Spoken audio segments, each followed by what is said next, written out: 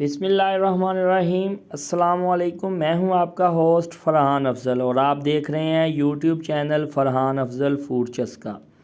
और आज हम बनाएंगे गन्ने के रस की खीर। बहुत ही आसान रेसिपी है, बहुत ही आसान तरीका है बनाने का।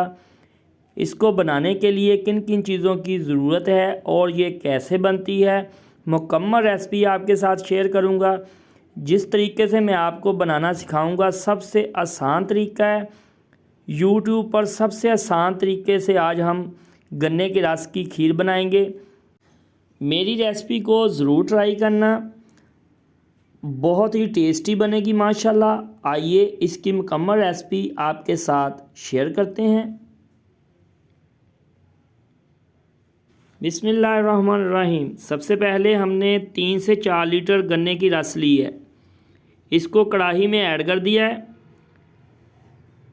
कढ़ाई के नीचे फ्लेम ऑन कर देंगे।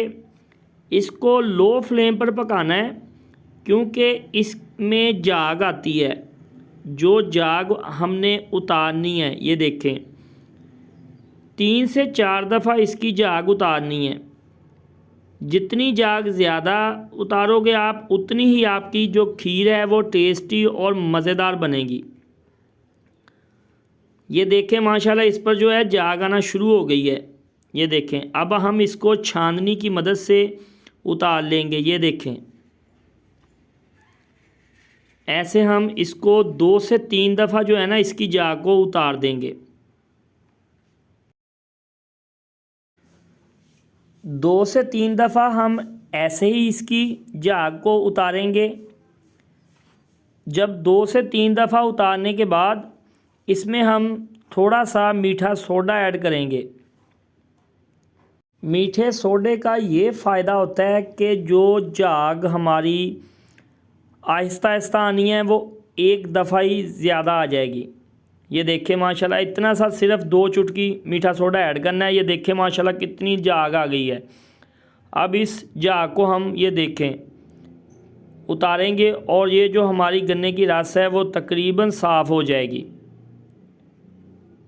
ये देखें अच्छी तरह जो है ना इसको साफ़ करने के बाद इसका बाकी प्रोसीजर जो है, हमने इसमें चावल ऐड करने हैं। चावल हमने तकरीबन 1 प्याली भिगोकर 1 घंटा पहले रख दी है।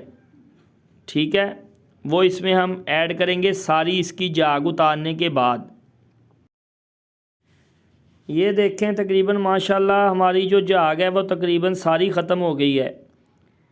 जाग सारी ख़त्म होने के बाद जो हमने 1 प्याली चावल भिगोकर 1 घंटा पहले रखे हैं वो इसमें हम अब ऐड कर देंगे। ये देखें माशाल्लाह ये 1 प्याली चावल है, उसको भिगोकर रखा हुआ था, ये इसमें ऐड कर देंगे और इसको लो फ्लेम पर पकने देंगे। लो फ्लेम पर इसको पकने देना है और हल्का हल्का इसमें चम्मच चलाते रहना है। ये देखें माशाल्लाह, और इसमें तकरीबन 4 से 5 अदद सब्ज़ इलायची ऐड कर देंगे खुशबू के लिए और टेस्ट के लिए।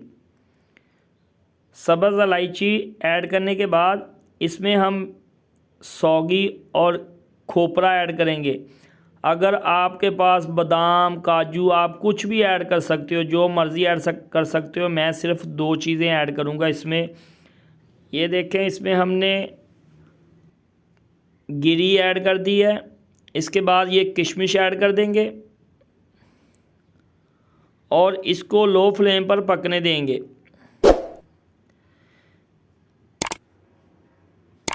इसको ढाँप कर तकरीबन 10 से 15 मिनट इसको पकने देंगे।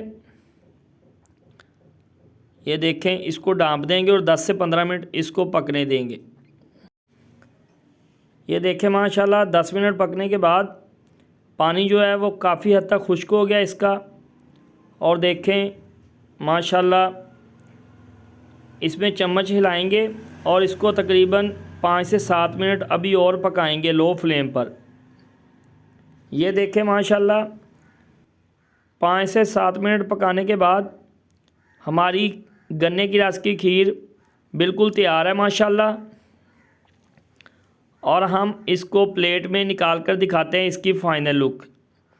ये देखें माशाल्लाह माशाल्लाह बहुत ही टेस्टी बनी है और बहुत ही प्यारी खुशबू आ रही है।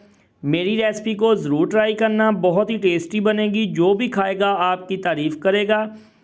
जिसको मेरी रेसिपी पसंद आई हो लाइक और शेयर ज़रूर किया करो। सब्सक्राइब का बटन दबाकर बेल आइकन का बटन दबाया करो ताकि मेरे आने वाली वीडियो आप सबसे पहले देख सकें। अपनी दुआओं में याद रखा करो। दोबारा फिर मिलेंगे एक नई रेसिपी के साथ। उस वक्त तक अल्लाह हाफिज़।